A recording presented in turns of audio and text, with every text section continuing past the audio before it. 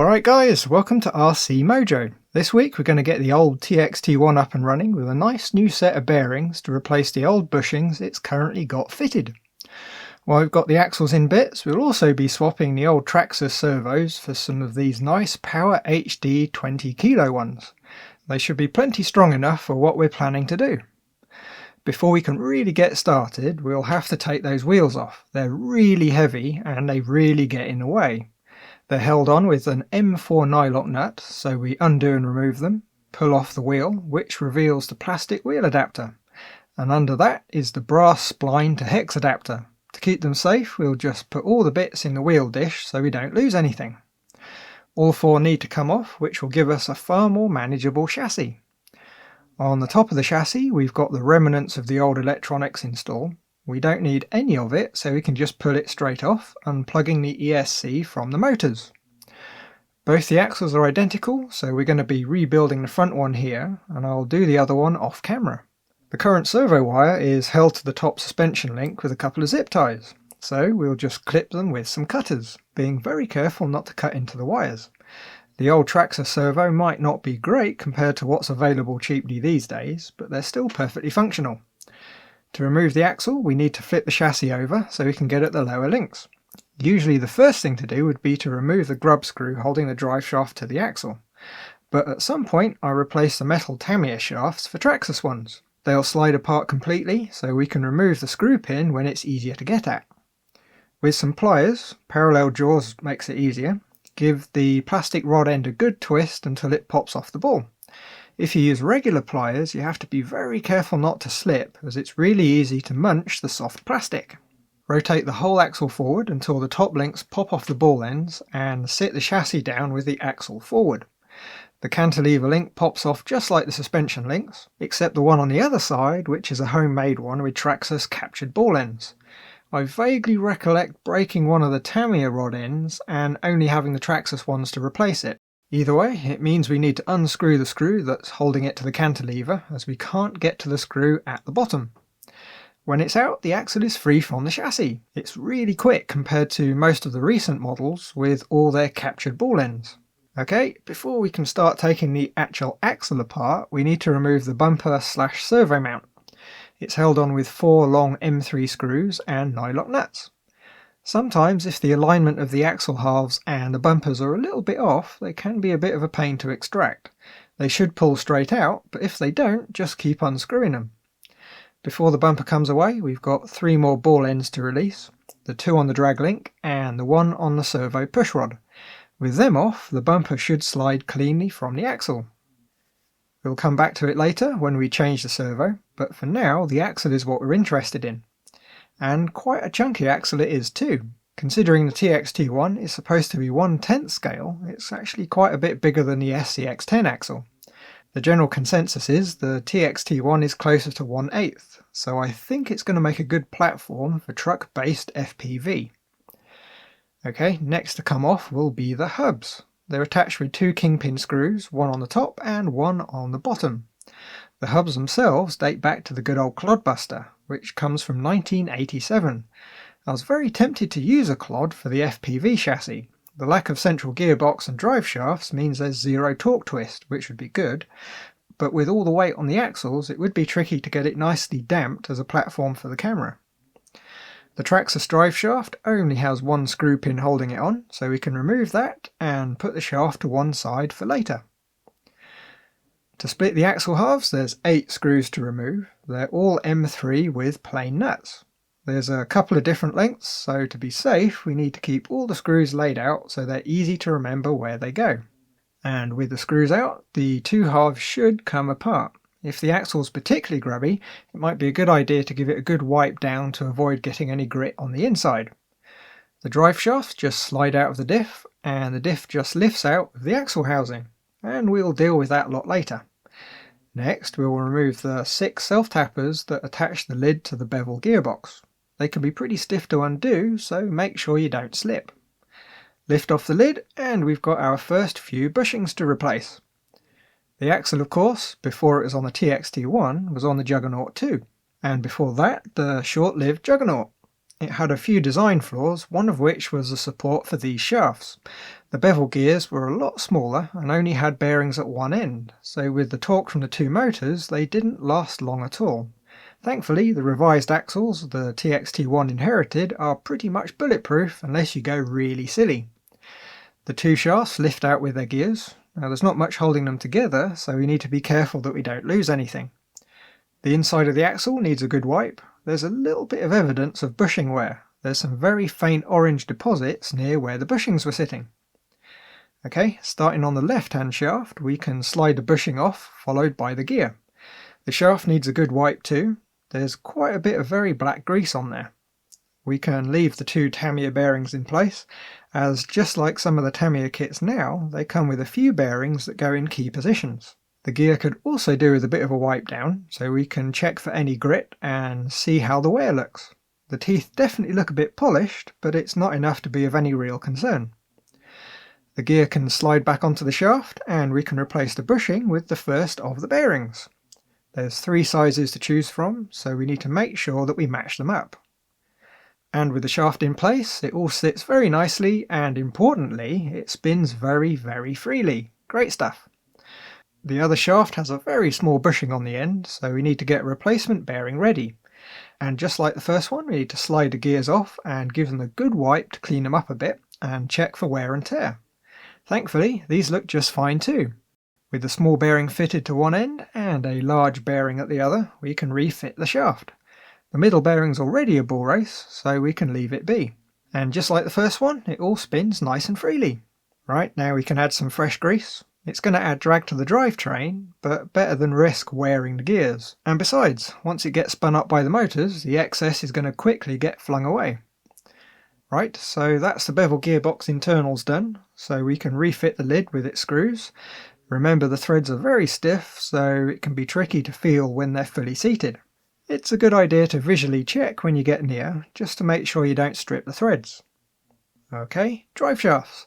There's not much to them. All we do is remove the E-clip at the splined end of the shaft, which without the right tools is easier said than done. At least with these ones you can get a good grip with a pair of pliers and just pull the clip free. A proper removal tool would make life a lot easier though.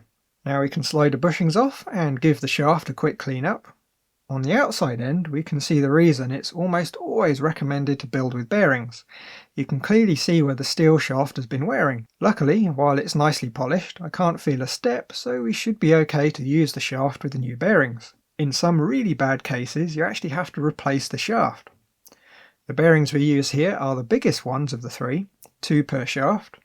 Then the E-clip goes back on and it's ready to refit. The other shaft is exactly the same, so we'll just edit that one together. Back to the top half of the axle housing now. We need to grease up the straight cut gear where we can see it through the top. Slide the drive shafts into the end of the diff.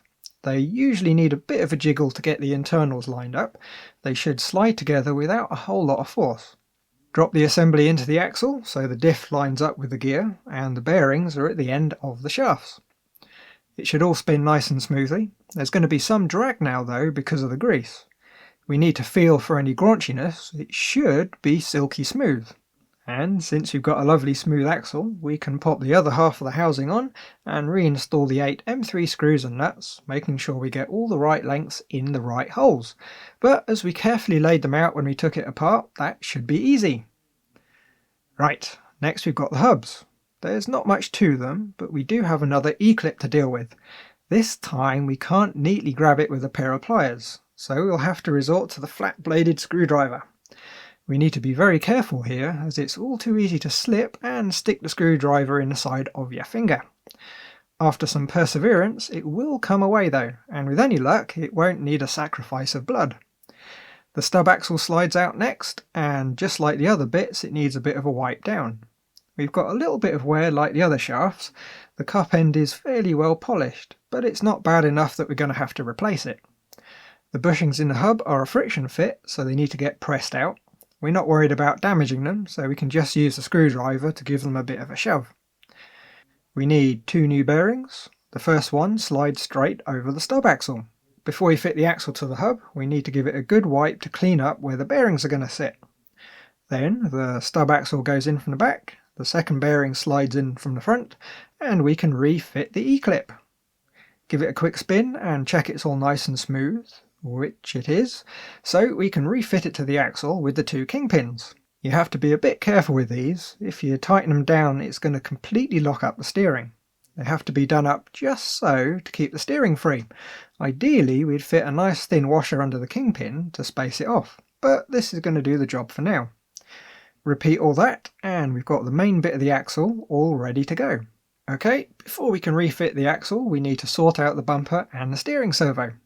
It's held in with two screws on the front face of the bumper. Remove them and the servo comes free. So here we have the classic Traxxas 2055 high torque servo. I think it came from a T-Max. It's around 6 kg/cm, which really wasn't enough.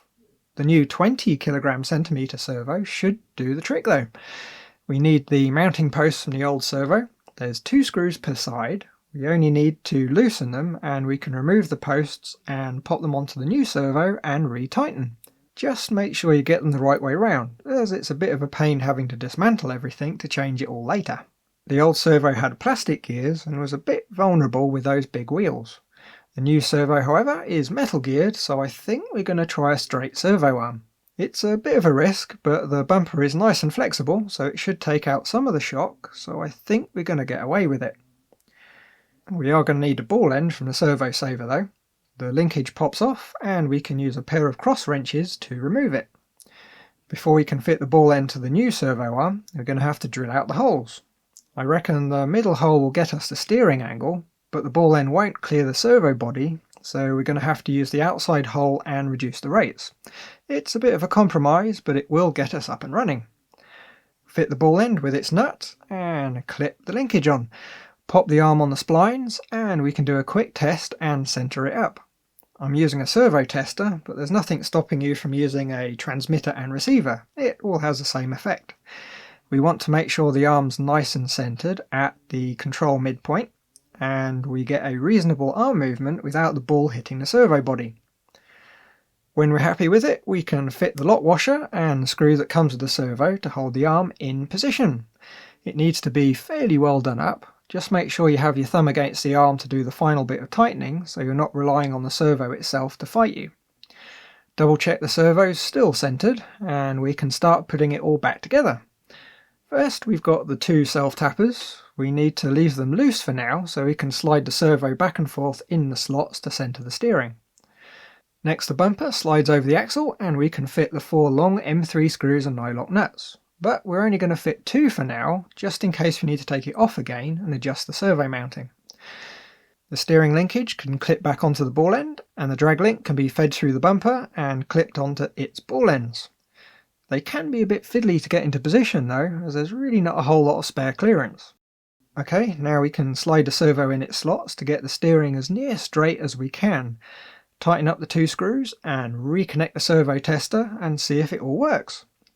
Ideally, we'd be able to go the full 1 to 2 milliseconds on the pulse width, which is equivalent to 100% of normal servo travel. We're actually only getting around 80%, which is not using the servo to its best, but it could be a lot worse.